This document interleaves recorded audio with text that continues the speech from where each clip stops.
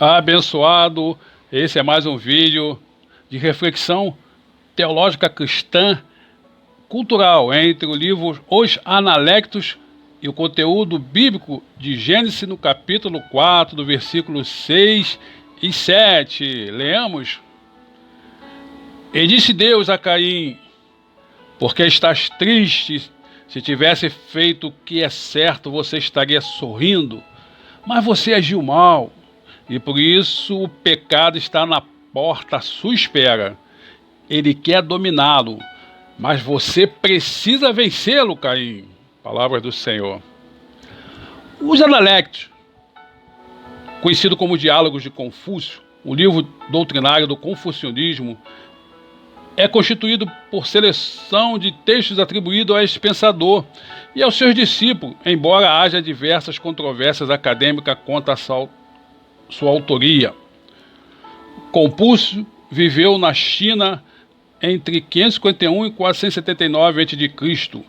e ainda exerce profunda influência na cultura chinesa, em especial no que diz respeito à educação e à moral, tendo como centro o homem. Os Analectos são uma coletânea de ditados feita por seus discípulos. É difícil de ser interpretada tanto devido ao aspecto pictórico da linguagem chinesa, quanto por seu simbolismo. Com certeza, ao longo das sucessivas traduções, a obra teve alguns significativos bastante alterados. Os Analectos são compostos por 20 a 22 livros, aparentemente sem conexão sequencial, nos quais são abordadas virtudes, ensinamentos morais e qualificações como a benevolência, que ele considerava a qualidade mais importante que o homem pode ter.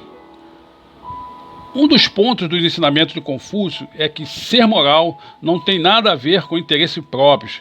A moralidade é algo a ser perseguida por ela mesma, e essa parece ser a mensagem mais fundamental de Confúcio. Além da benevolência, outras virtudes são sabedoria ou inteligência e a coragem. A coragem, para ser uma virtude, precisa estar a serviço da moralidade.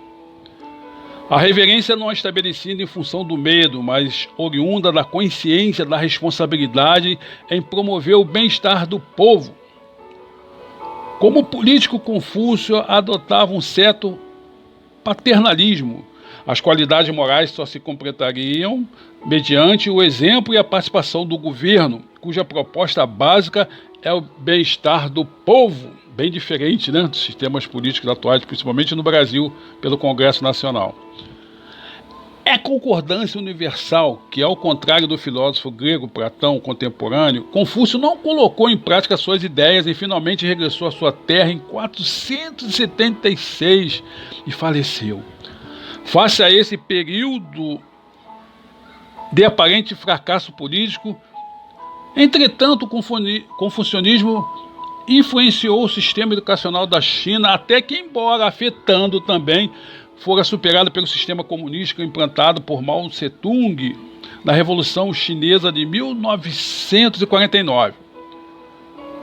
Naquela época, Confúcio já evocava ensinamentos interessantes, didáticos, pedagógicos, de nosso contemporâneo agora, Paulo Freire, o conhecidíssimo Paulo Freire, que a educação liberta um povo e fortalece a soberania de uma nação.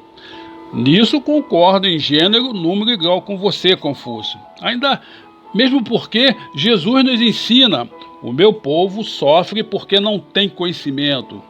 E conhecereis a verdade, e a verdade vos libertará. Aleluia! Na China, enquanto o taoísmo do filósofo Lao Tse é a religião do Yin, feminilidade, panteísmo, inocência, anarquismo, o mundo interior e emoção, então o confucionismo é a religião do Yang, masculinidade, organização, justiça, o mundo exterior e o intelecto. Sob o ponto de vista filosófico, o Yin e o Yang se complementam numa constante reversão, segundo Confúcio: bem e o mal, juventude e a velhice, o longe e o perto. De uma maneira geral, são referidas a 3 versões dos Analectos.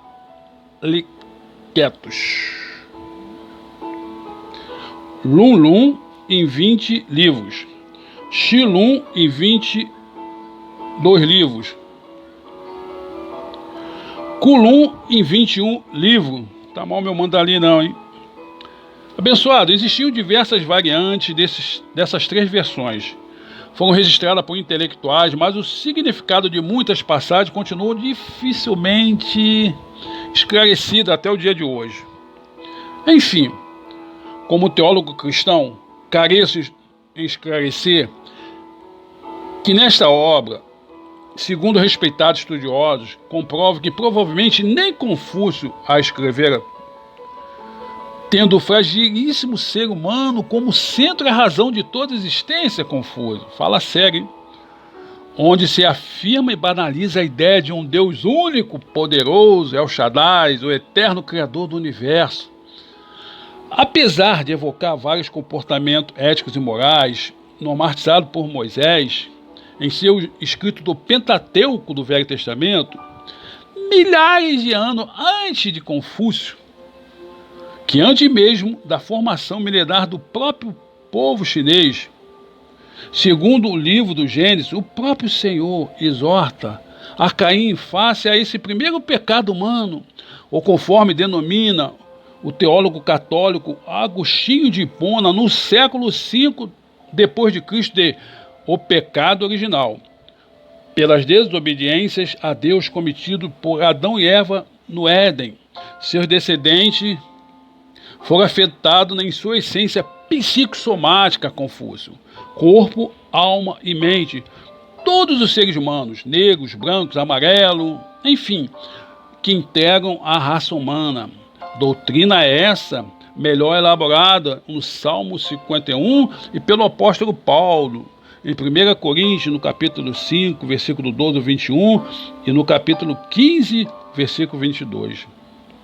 Assim, por mais que o homem busque a total e almejada paz, harmonia e felicidade, fatidicamente farão péssimas escolhas com razão de viver, arraigado de um nocivo egocentrismo em seus relacionamentos individuais e sociais, de interesses meramente próprios, no máximo de interesse dos seus familiares, dentro da sua casa, dentro do seu condomínio, e o restante do mundo que pereça na miséria e no pecado.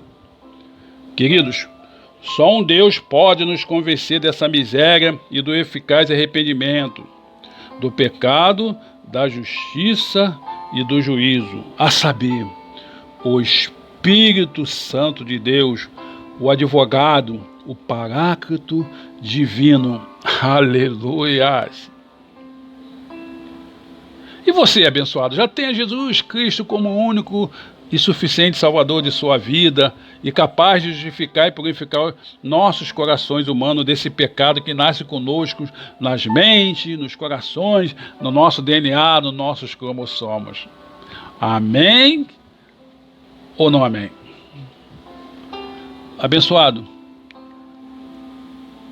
contribua com nossas missões, dando seu like, compartilhando, adquirindo o nosso livro e nos convide para uma palestra, um curso de capelania no Cárcere, capelania com população de rua. Eu sou Ferreira Guimarães, a voz do invisível social e eclesiástico.